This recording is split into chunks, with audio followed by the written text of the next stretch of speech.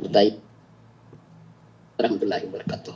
जी मुझे आपसे ये मालूम करना था कि अगर हमें नमाज में डकार आए या छींक आए, डकार आए या छींक आए, मेरे ख्याल से डकार के बारे में मैंने तफसीली वीडियो आपकी खिदमत में पेश कर दी है, उसे ज़रूर देख लीजिएगा। अलबत्ता जो आज मुसर्रत जानना चाह रही हैं वो छींक के बारे में। तो हम अल्हम्दुलिल्लाह कह सकते हैं या नहीं? बताइएगा। अल्हम्दुलिल्लाह। जज़ाकल्लाहु खैरन। जी बिल्कुल, मैं आपको बताता हूँ। ठीक, अगर एक इंसान नमाज पढ़ रहा हो और नमाज में उसे छींक आ जाए तो ऐसी सूरत में क्या उसे अल्हम्दुलिल्लाह कहना चाहिए? दोस्तों, भाई और बहनों, नमाज एक बहुत अहम इबादत है जिसमें हम अल्लाह की रज़ा के लिए एक मखसूस तरीक़े से इबादत करते हैं।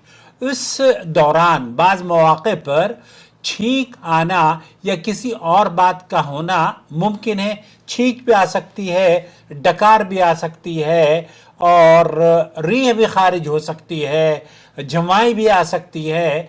आज हम बात करेंगे जमाई और डकार के बारे में, अलग गुफ्तगू की जाएगी।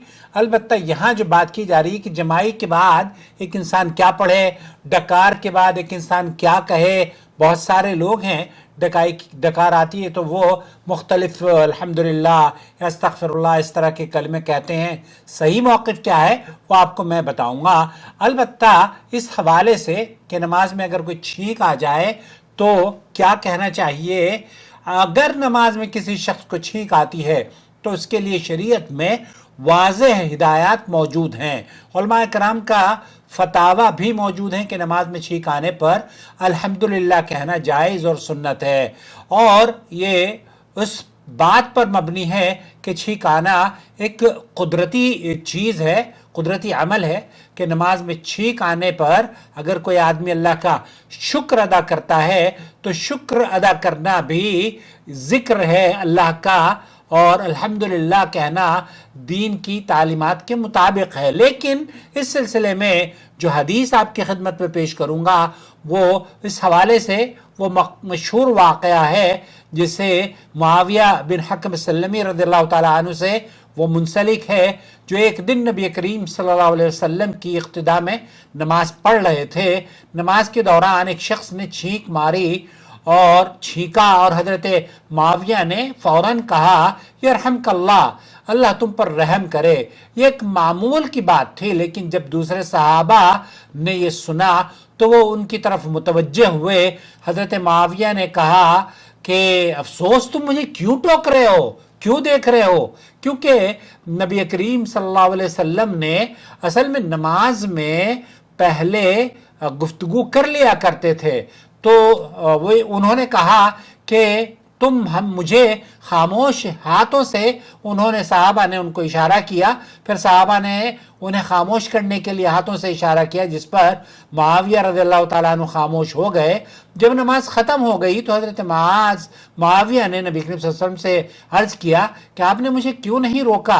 तो नबी करीम सल्लल्लाहु अलैहि वसल्लम ने फरमाया कि नमाज में लोगों की बातों का कोई काम नहीं है, इसमें तो सिर्फ तस्बीह, तकबीर और कुरान की तिलावत ही यही वो ज़िक्र अज़कार हैं जो कि एक इंसान को करने चाहिए। शेख सईद अल खसलान, शेख अब्दुल अज़ीज़ बिन बाज़ और सऊदी अरब के जो उलमा हैं, इस हदीस को बयान करने के बाद शेख सईद अल खसलान ये फरमाते हैं अपनी गुफ्तगू में कि बहुत अहम नुकात इस हदीस में बयान किए गए हैं। वो फरमाते हैं कि जब हज़रत मुआविया ने नमाज के दौरान छींकने वाले को जवाब दिया तो नबी करीम सल्लल्लाहु अलैहि वसल्लम ने उन्हें रोका नहीं।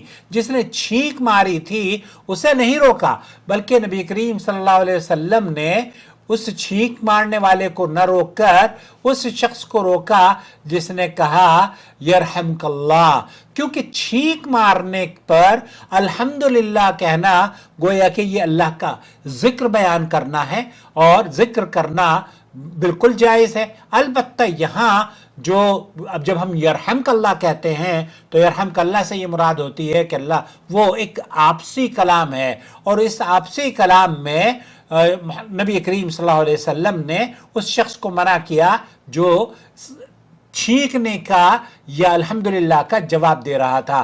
تو یہ واقعہ ہمیں سکھاتا ہے کہ نماز میں باتوں کا تبادلہ جائز نہیں، لیکن اگر کسی کو چھینک آتی ہے اور وہ الحمدللہ کہتا ہے تو یہ جائز ہے اور اس پر کسی کو اعتراض نہیں کرنا چاہیے۔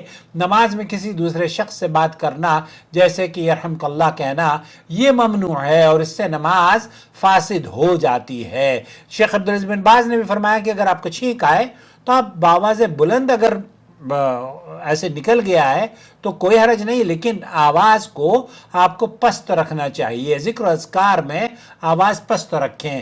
دیکھنے اور ہمیں یہاں یہ بھی یاد رکھنا چاہیے کہ نماز میں کسی بھی قسم کی بات چیت کرنا، خصوصاً دوسرے شخص سے بات کرنا جیسے یرحمک اللہ کہنا، یہ جائز نہیں ہے۔ تو نبی کریم صلی اللہ علیہ وسلم نے اس سے منع فرمایا ہے کہ اس میں تو ذکر اللہ، تسبیح، تکبیر اور قرآن کی تلاوت ہونی چاہیے۔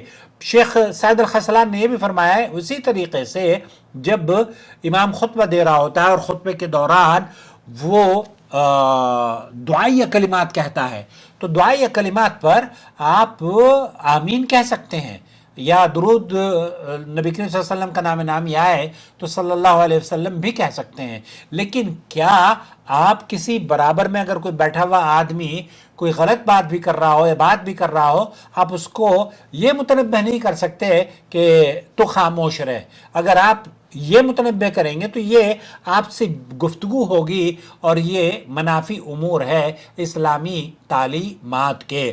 اس بات سے یہ پتہ چلتا ہے کہ آپ خطبے میں بھی جو مشروع اذکار ہیں وہ تو آپ کر سکتے ہیں، ایون اگر چھینک آ جائے تو خطبے میں بھی آپ الحمدللہ کہہ سکتے ہیں، لیکن یرحمک اللہ کہنا یہ درست نہیں ہے جس طریقے سے اللہ کے رسول صلی اللہ علیہ وسلم نے منع فرمایا۔ تو اس بات سے یہ واضح ہوتا ہے کہ نماز میں چھینک آنے پر الحمدللہ کہنا جائز اور مسنون اور مستحب عمل ہے، کوئی قباحت نہیں ہے، مگر کسی دوسرے شخص سے بات کرنا جیسے کہ یرحمک اللہ کہنا نماز میں منع ہے۔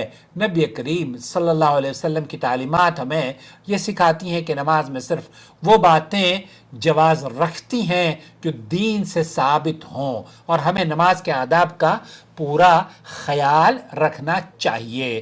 دھیان رہے کہ دیکھنا اور سکوت کے موضوع پر ہم ایک الگ ویڈیو بنائیں گے، اور اس سلسلے میں جو ویڈیو ہم نے آپ کی خدمت میں دوسری بنائی ہے اس میں یہ ہے کہ آپ ڈکار آتی ہے تو مختلف کلمات آپ کو سننے ملتے ہیں، اسی طریقے سے جماعی آتی ہے تو لوگ کچھ کلمات پڑھتے ہیں، لا حول ولا قوت الا باللہ، اعوذ باللہ، اس پر بھی اگلی ویڈیو میری ضرور دیکھیے۔ مجھے امید ہے کہ آپ نے چینل کو سبسکرائب کر لیا ہوگا، اگر نہیں کیا ہے تو رائٹ باٹم پر جو آپ کے پاس لکھا ہوا نظر آ رہا ہے کہ سبسکرائب مائی چینل، تو اس کو آپ پلیز دبا دیں گے اور سبسکرائب ہو جائے گا۔ سبسکرائب کرنے میں کوئی پیسے خرچ نہیں ہوتے، البتہ آپ اگر اس چینل کو سبسکرائب کریں گے تو ہمیں امید ہے کہ یہ چینل ترقی بھی کرے گا اور اس ترقی کا ثواب، اجر و ثواب آپ کو بھی ملے گا۔